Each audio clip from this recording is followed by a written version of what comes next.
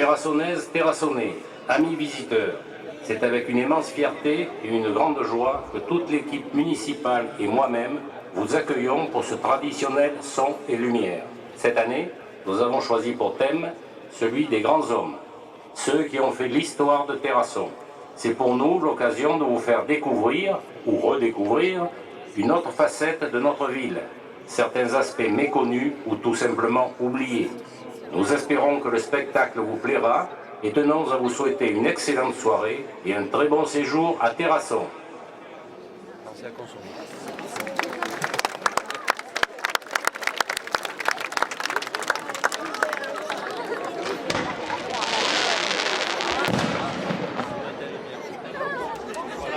pas toi qui as la télécommande? Ah bah alors là... Après, il t'a pas donné la télécommande, peut-être?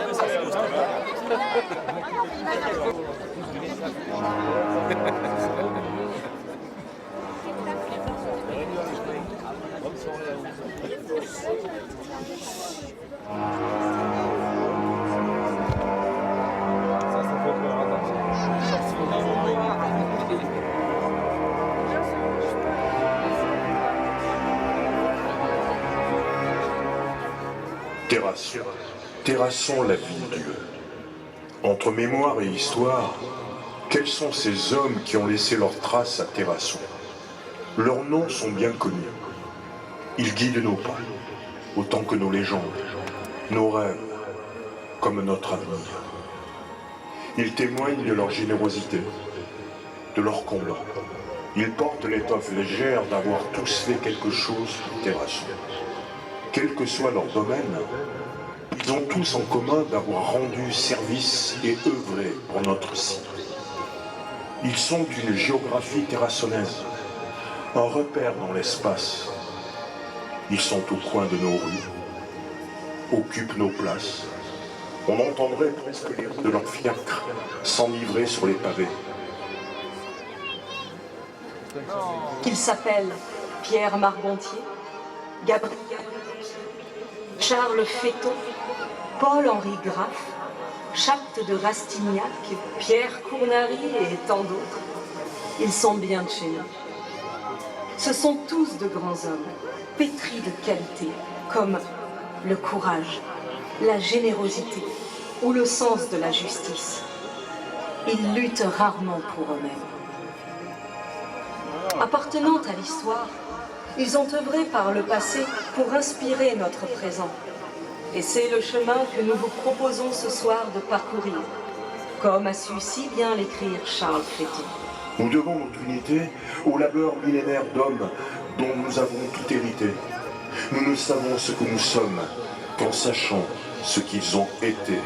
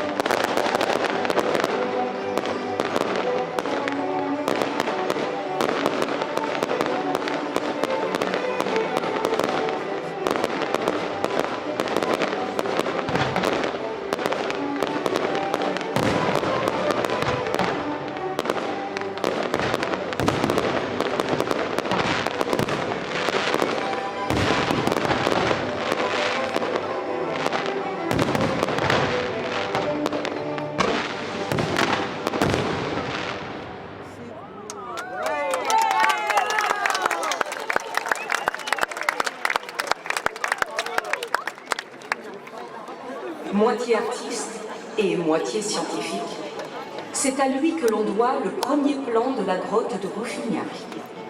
Après quelques voyages en Italie et des séjours artistiques à Paris, il sera le représentant du tiers-état pour Terrasson, occupant des fonctions importantes au club des Jacobins. Gabriel Bouquier rejoindra son Périgord natal et se retirera sur ses terres en reniant ses idées révolutionnaires. Il sera nommé juge de paix. La fortune des Bouquier partira à l'assistance publique de Paris. Les archives de Gabriel Bouquier seront vendues aux enchères.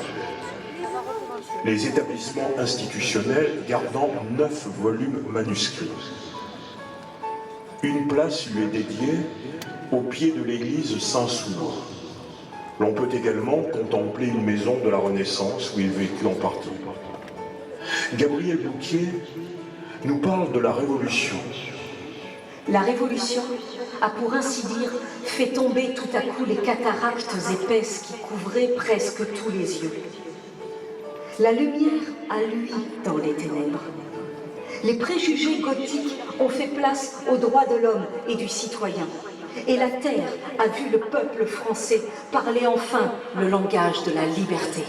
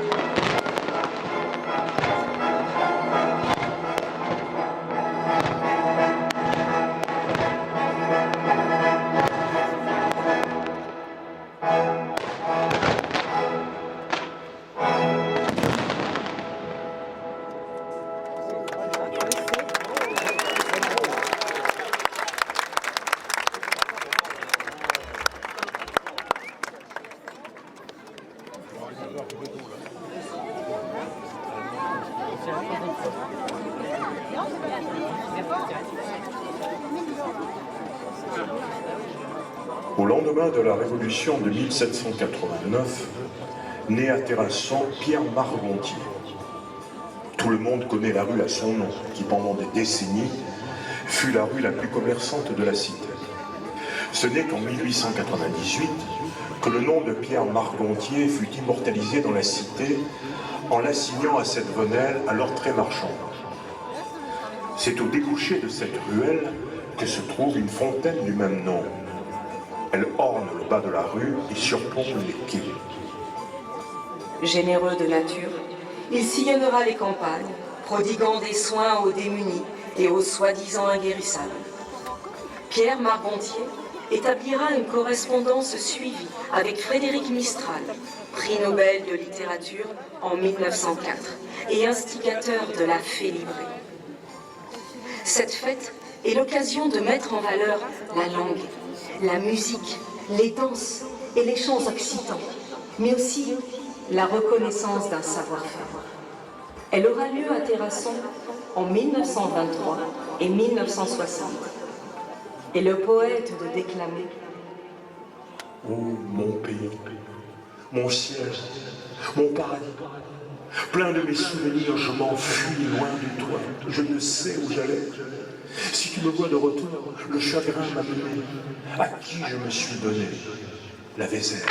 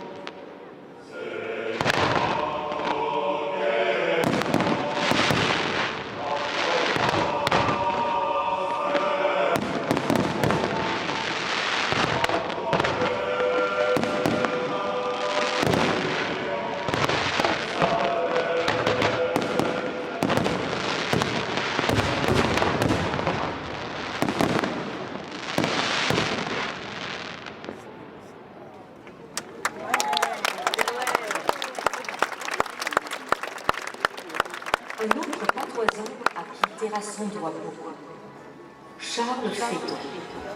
Il naîtra en 1851. Brillant lycéen et diplômé de la Sorbonne, il sera médecin et trempera sa plume dans un occitan qu'il voudra pur, comme on le parle à Terrasson. Chercheur infatigable, on le sait expert en botanique, géologie, géographie et linguistique. Surtout linguistique. Dans un manuscrit de 72 pages, Charles Féton propose une orthographe phonétique du parler terrassonnais. Travail rare et complet, il est archivé à Bordeaux. Terrasson lui doit une partie de son architecture contemporaine. Durant son mandat de maire au début du XXe siècle, il décidera la construction de l'actuel hôtel de ville. 6 ans de travaux auront été nécessaires et l'inauguration se fera en 1900. Charles Féton créera aussi un hôpital-hospice. Et ne s'arrêtant pas là, il mettra en place l'éclairage public et fondera une école. Il aura vécu le décès de sa fille en 1918. La grippe espagnole est passée par là. Et affligé de la mort de sa fille, Charles Féton À mes pieds, la ville descend par un flanc raide. Les toits gris-bleu vont s'abaissant et de fumée au milieu. À mes pieds, la ville descend.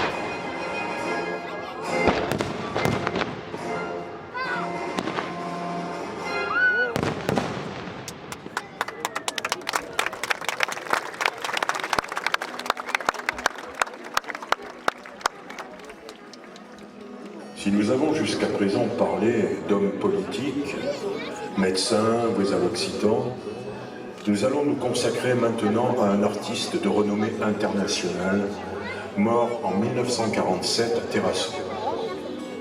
Il est présent ce soir, pour le moins, une de ces œuvres qui depuis des dizaines d'années nous assiste au 14 juillet.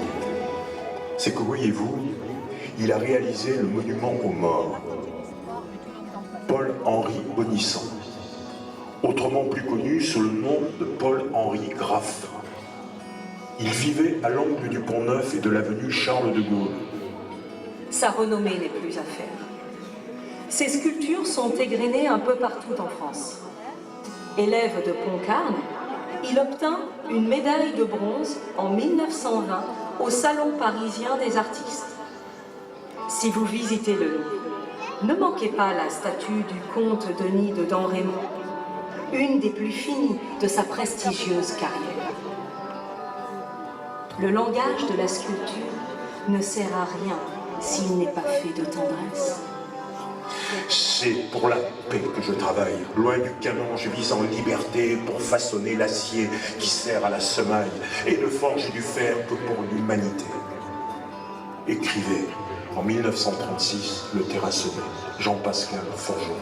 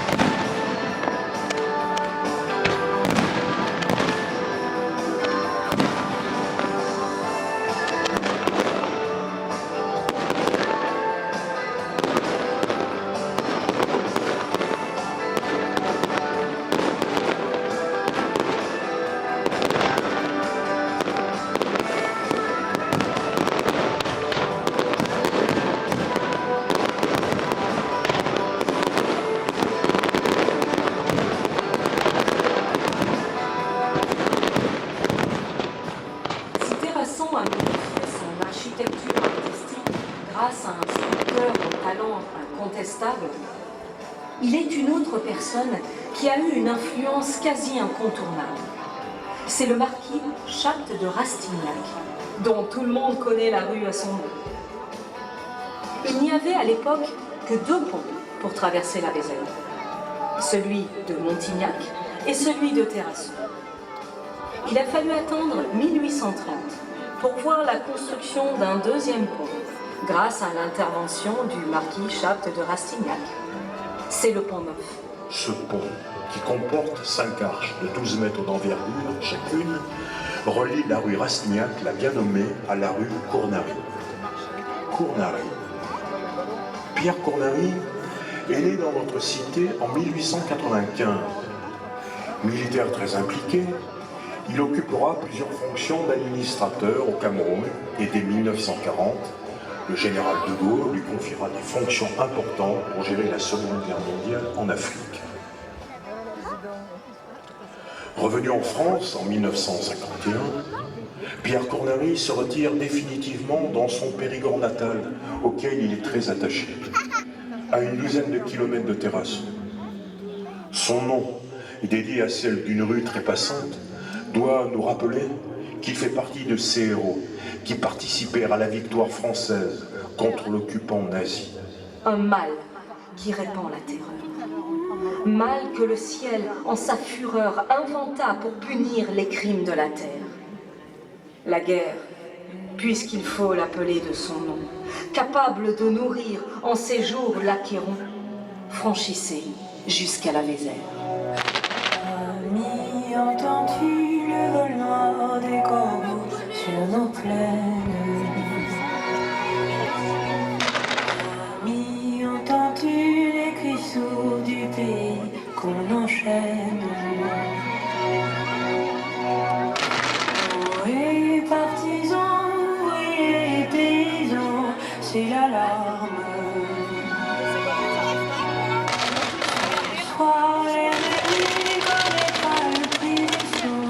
et des larmes. Montez de la mine, descendez des collines, camarades. Sortez de la paille, les fusils, la mitraille, les grenades. Louez les tueurs, vos armes et vos couteaux, tirez. Louez les saboteurs, attention à ton fardeau, dynamite. C'est nous qui brisons les barreaux des prisons pour nos frères. À nos trous, c'est qui nous pousse la misère. Il y a des pays où les gens au crédit font des rêves. Ici, nous vois-tu, nous on marche et nous on tue, on crève. Ici, chacun sait ce qu'il veut, ce qu'il fait quand il passe. Ami, si tu tombes, un ami sort de l'ombre à ta place. Demain, du sang noir séchera au grand soleil sur nos routes. Chantez, compagnons, dans la nuit, la liberté nous écoute.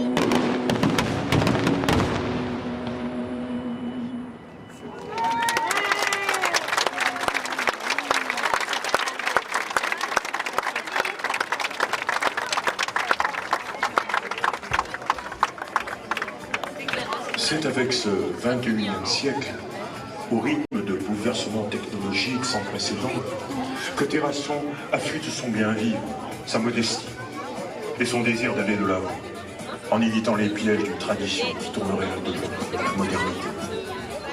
Voilà donc en quelques vers, en quelques noms, en quelques rues, une partie de notre histoire, perchée à chaque étage de nos grandeurs, la tragédie de nos héros, qui laisse sur le sable l'empreinte du temps. Sans cette mémoire, par ce soir de fête, aucun de ces héros terrassonnés n'aurait pu être heureux sans être grand. Mais aucun terrassonné ne peut être grand sans être heureux. La vie donne aux grands hommes le soin de faire et laisse à leurs contemporains le soin de juger. Le futur se charge de leur statut. Le grand œuvre de notre histoire ne retient pas de noms obscurs. Il garde la mémoire de ceux qui sont gravés sur les murs. Les comètes et les grands hommes, dont aucun n'ignore la carrière, laissent une traînée de lumière dans laquelle s'agite une foule de fantômes. Aurions-nous assez de reconnaissance pour nous apercevoir que même dans les livres, quelle que soit leur présence, ceux qui ont fait Terrasson méritaient de vivre.